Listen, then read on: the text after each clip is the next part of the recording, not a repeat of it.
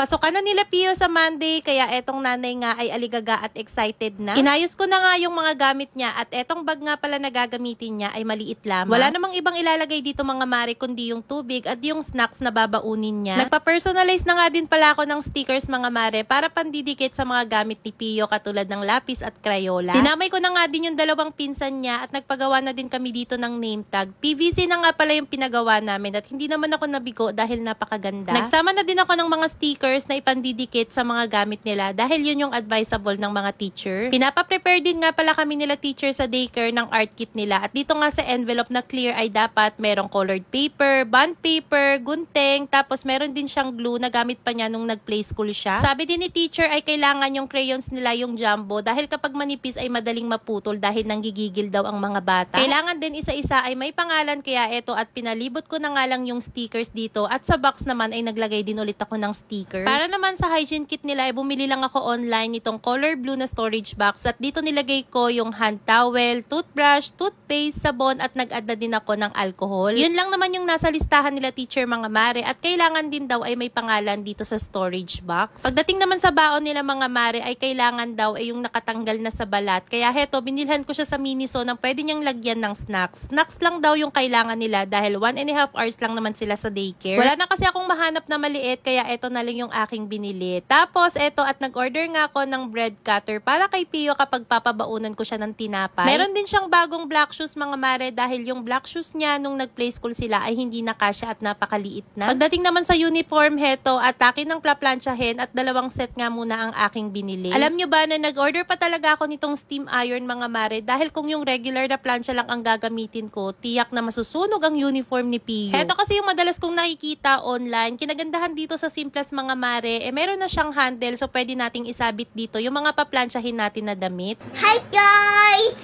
I'm going to school now!